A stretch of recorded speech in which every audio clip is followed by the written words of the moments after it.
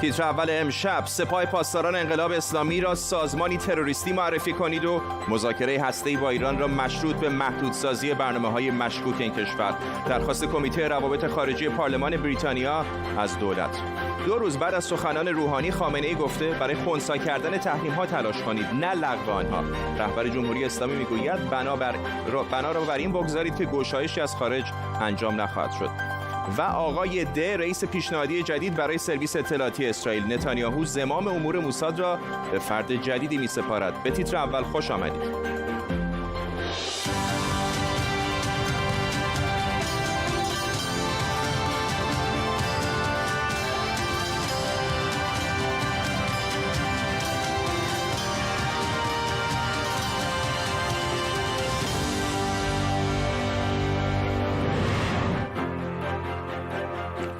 سلام به شما. کمیته روابط خارجی پارلمان بریتانیا از دولت خواسته سپاه پاسداران رو در فهرست سازمان‌های تروریستی قرار بده. این کمیته گفته مذاکره در مورد توافق اصلی باید به محدودسازی برنامه موشک‌های بالستیک مشروط بشه. آیا دولت بریتانیا این توصیه رو قبول می‌کنه و اگر بکنه نتایجش برای سپاه پاسداران، روابط بریتانیا و ایران و همینطور برجام چه خواهد بود؟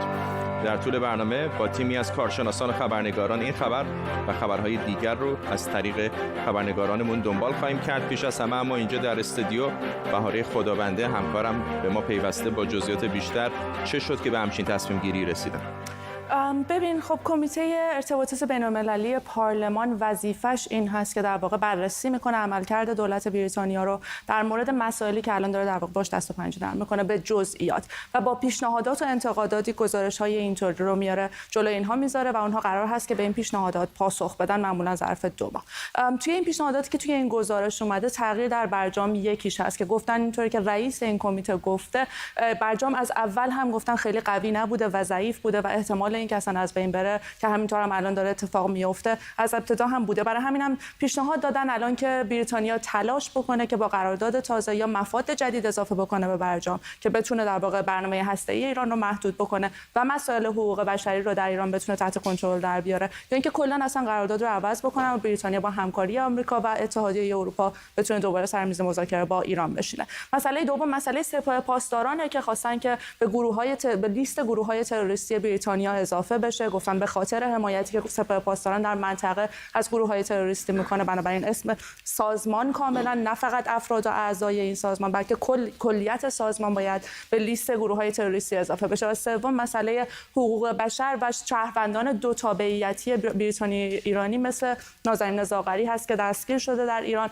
و در زندان هست و اینها معتقد هستند که این گروگانگیریه و باید مثل گروگانگیری باهاش برخورد بشه که یک در واقع جرم هست در بریتانیا. میخوان که برخورد قانونی باشه و تحریم حتی نتیجهش باشه برای کسانی که حقوق بشر رو در ایران زیر پا میگذارن. که خب همه اینها رو حالا بعیدی نژاد سفیر ایران در بریتانیا بهش واکنش نشون داده. توی چند ساعت آینده در چند توییت متفاوت گفته که اینها به خاطر تحلیل ها و در واقع توصیه های سیستم صهیونیستی و منافقین هست که این گزارش صادر شده. گفته این گزارش مشروعیتی نداره که البته خب این کمیته همونطور که گفتم از نماینده های پارلمان بریتانیا از حزب های مختلف تشکیل میشه که خب همین که از حزب‌های مختلف مفهومش اینه که نماینده‌ها میتونن احزابشون رو تشویق بکنن که بتونن به نماینده‌های دیگه پارلمان فشار بیشتر بیارن و حتی میتونن که کم کم قوانین رو عوض بکنن اگر لازم باشه که بتونن فشار بیشتری به ایران بیارن. بهاره خدابنده اینجا در استودیو، ممنونم از تو. دقایق پیش گفتگویی داشتیم با باب بلکمن، نماینده حزب محافظه‌کار مجلس عوام بریتانیا و نظرش رو در این باره پرسیدیم. The decision by the Foreign Affairs Committee of the House of Commons تصمیم کمیته امور خارجه مجلس گزارشی به مجلس در مورد موضع این کمیته درباره سپاه پاسداران انقلاب اسلامی. البته این تصمیم دولت بریتانیا رو متعهد به تحریم کل مجموعه سپاه پاسداران نمی‌کنه، اما تصمیم این کمیته یک اقدام مهمه، چون کمیته امور خارجه مجلس تمام احزاب حاضر در مجلس رو نمایندگی میکنه و این تصمیم در واقع به رسمیت شناختن این موضوع که دولت موظفه که اقدامات بیشتری به عمل بیاره و مسئله تحریم کل مجموعه سپاه پاسداران رو مورد بررسی قرار بده. We do not know what the reaction will be from the Iranian government or the regime of the mullahs. ما فعلا نمیدونیم که واکنش دولت ایران یا رژیم ملاها چی میتونه باشه، اما واضحه که این تصمیم کمیته فشار رو بر دولت ایران افزایش میده که به قوانین و مقررات حقوق بشر در سرتاسر دنیا پایبند باشن. من امیدوارم که حکومت ایران اجازه بده تا دموکراسی در این کشور برقرار بشه و اجازه بده تا بر مبنای آزادی و دموکراسی یک دولت محبوب بر سر کار بیاد. اما شک من اینه که سپاه پاسداران بر کل رژیم ملاها مستولی میشه و اجازه نمیده که حتی یک ذره در این مورد کوتاه بیان. بنابراین متاسفانه من چندان خوشبین نیستم که این اقدام ما دولت ایران رو به انجام کاری وادار بکنه. اما اگر دولت بریتانیا و دولت‌های دیگر کشورهای دنیا تصمیم به تحریم سپاه پاسداران بگیرن، در اون صورت ما میتونیم شاهد یک واکنش مثبت از طرف حکومت ایران باشیم که مورد استقبال مردم ایران هم قرار بگیره. با بلکمن بود، نماینده مجلس عوام بریتانیا. تصاویر زنده داریم از ایندیاناپولیس در ایالت ایندیانا، جایی که واکسیناسیون کرونا در این ایالت هم شروع شده. میدونید که از 2 روز پیش در سراسر ایالات متحده آمریکا واکسن فایزر بایونتک که کمی پیشتر به تایید سازمان دارو و غذایی آمریکا یعنی FDA رسیده بود، در سراسر این کشور در حال توزیع هست و تزریقش هم در ایالت‌های مختلف شروع شده، هرچند در مرحله اول فقط به کادر درمانی و افراد مسن تزریق میشه.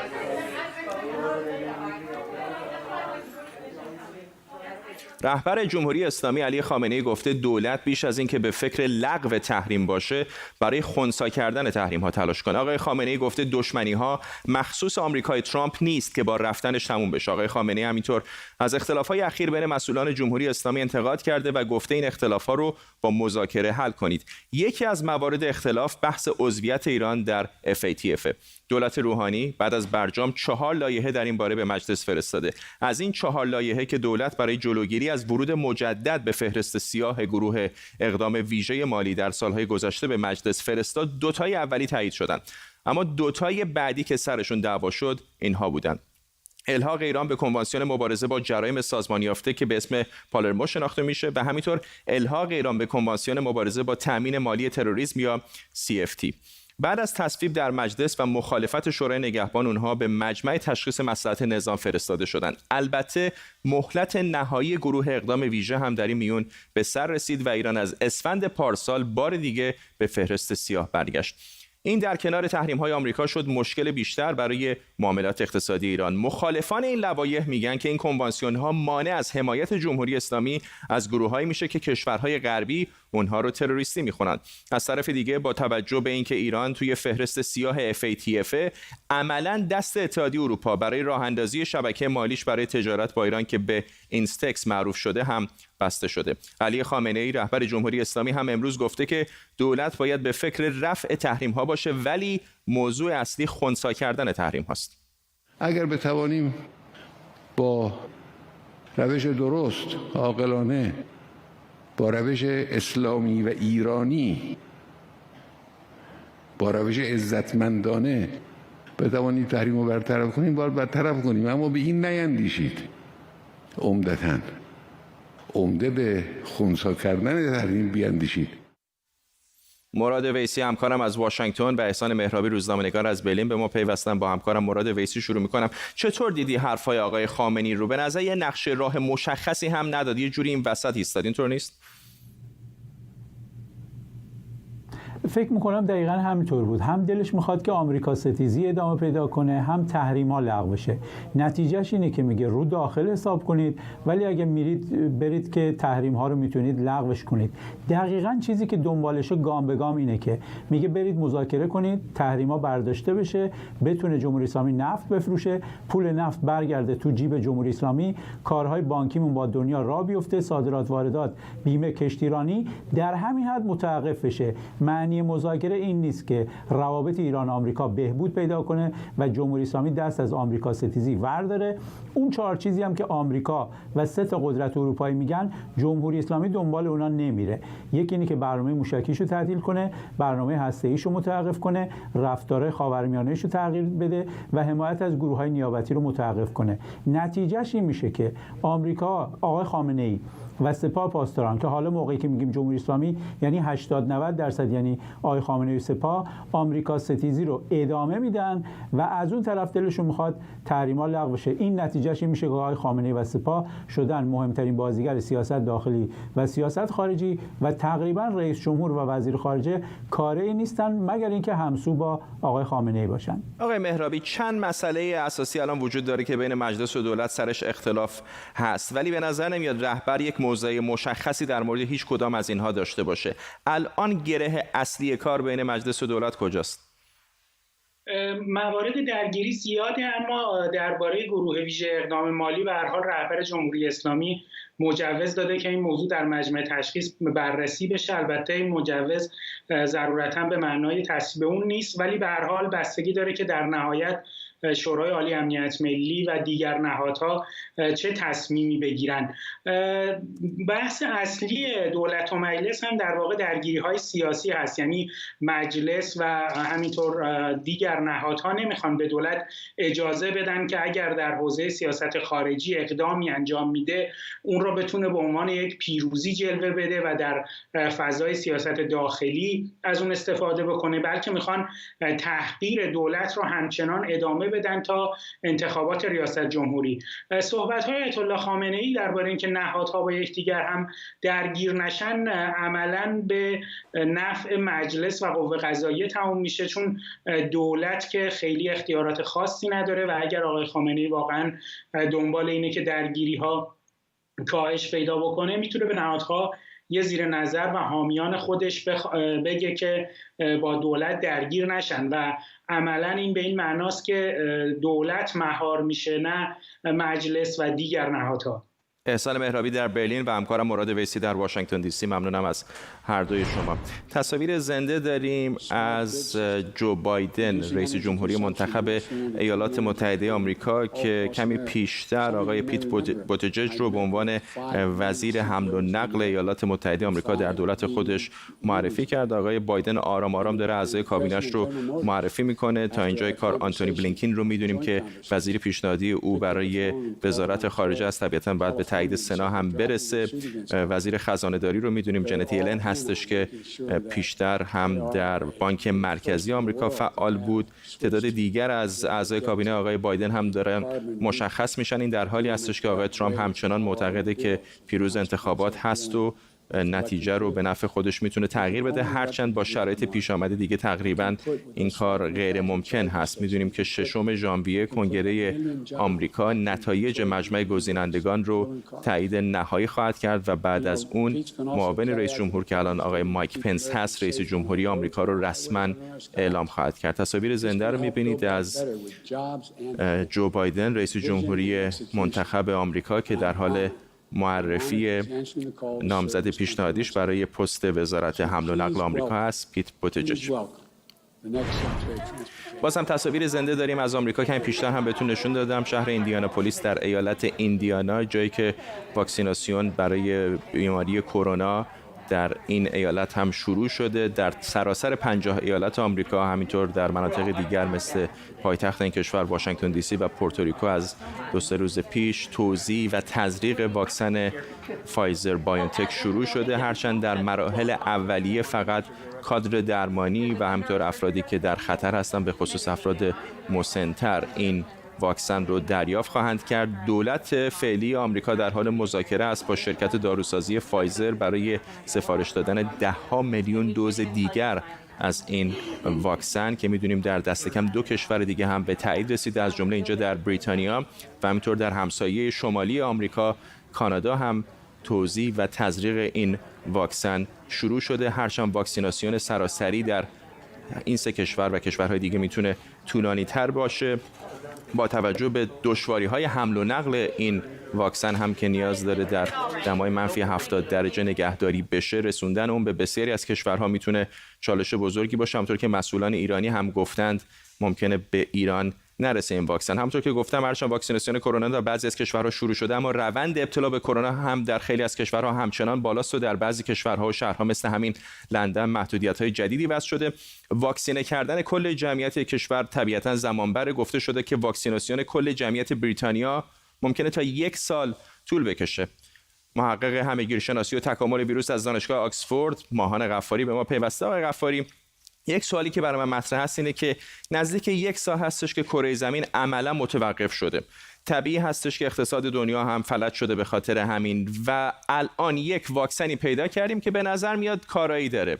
چرا تمام دولت‌ها یا دست کم دولت‌های ثروتمند مثل ایالات متحده تمام نیروشون رو نمیذارن که واکسن بیشتری تولید بشه و سریع همه رو واکسینه کنیم؟ به نظر میاد که یکم کنده، اینطور نیست؟ های فرزاد، این یک پاندمی بی سابقه بوده، قطعاً چالش بسیار بزرگی هست، هم از جهت مدیریتی هم از نظر اینکه بخوایم از نظر پزشکی به جایگاهی برسیم که بتونیم این واکسن رو داشته باشیم. ما قبل از این آماده همچین چیزی نبودیم و درس‌های بسیاری هست که بعد از این پاندمی برای مقابله با پاندمی‌های احتمالی آینده یاد بگیریم. اما واقعاً اگه به سوالتون بخوام برگردم، بحث مدیریت اینجا خیلی مطرحه. فراموش نکنیم به هر حال همین سه کشور هم تا کنون که اشاره کردین، آمریکا، کانادا و بریتانیا، تنها یک واکسن رو تایید کردن، واکسن فایزر، و به توجه به ظرفیت محدودی که الان هست طبیعیه که اولویت رو بدن به افرادی که خب میدونیم آسیب پذیر هستن، ممکن است به سبب مواجهه با بیماری فوت بکنن. جمعیت اروپا جمعیت پیریه، برای همین اولویت رو میدن به خانه‌های پرستاران و کسانی که از اونها نگهداری میکنن. متوجه، ولی همینم به نظر میاد کنده. یعنی نمیگن که تمام کسانی که بالای 80 سال هستن مثلا اسمشون با الف شروع میشه از فردا صبح بیان و واکسینه بشن. خیلی کنده. مثلا اینجا من میدونم 15 دقیقه بعد بمونید بعد از واکسن. چرا؟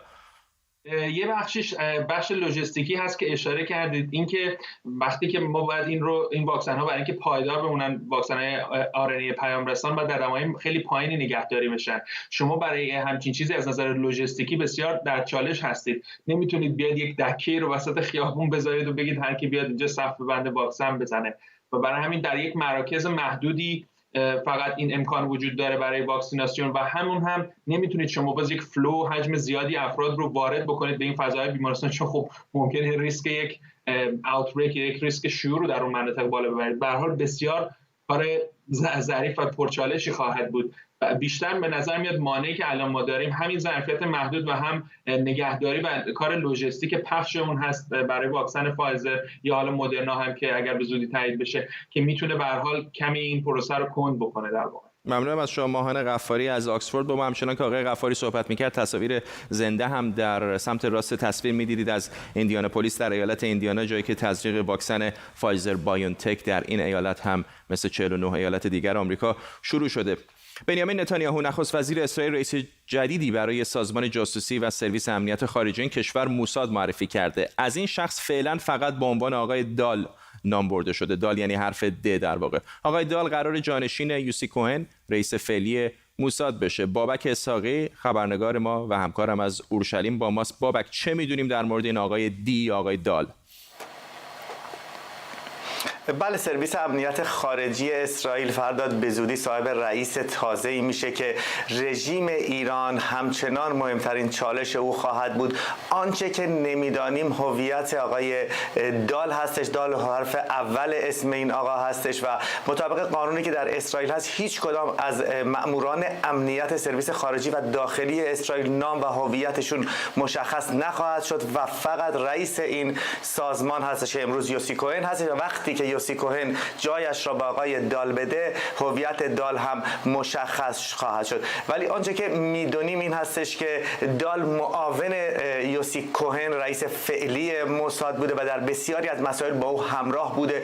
یک کارشناس امور امنیتی ضمن اینکه انتصاب آقای دال به جانشینی یوسی کوهن را بهترین گزینه برای اسرائیل توصیف کرد، گفتش که چالش عمده رویارویی با توطئه‌ها و تعرضات به گفته ایشون حکومت ایران هستش که خطرناکترین دشمن اسرائیل در منطقه و جهان محسوب میشه. یوسی کوهن در دوران 4 ساله خدمت خودش در ریاست موساد در خنثی کردن برنامه‌های اتمی و موشکی رژیم ایران فرداد بسیار کارهای درخشانی انجام داد که عمده‌ترین اون انتقال بایگانی اتمی ایران از شوراباد تهران به اورشلیم بود. برخی مقامات حکومت ایران موساد اسرائیل همچنین به طراحی و اجرای انفجار کارگاه‌های سانتریفیوژها در نتنز متهم می‌کنند. حسن روحانی همین امروز در سخنان خودش گفتش که اسرائیل را مسئول ترور محسن فخریزاده میدونه و انتقام را از او خواهد گرفت. شاید این هم نشانی از یکی از کارهای موساد بشه. کارشناسان میگویند که یوسی کوهن در دوران ریاست موساد بسیار خوش درخشید، ولی معاون او نیز در این موفقیت نقش مهمی داره. یوسی کوهن که یکی از شیک پوشترین مردان اسرائیل هستش، احتمالاً به صحنه سیاست اسرائیل پا خواهد گذاشت و با رزومه‌ای که داره در رابطه با صلحی که با امارات و بحرین نقش مهمی یوسی کوهن ایفا کرد، بدون شک در صحنه سیاست هم گم نخواهد شد و به زودی ما آقای یوسی کوهن را در مقامات بلندپایه سیاسی حتی در انتخابات آینده خواهیم دید. بابک اسحاقی در اورشلیم، ممنونم از تو.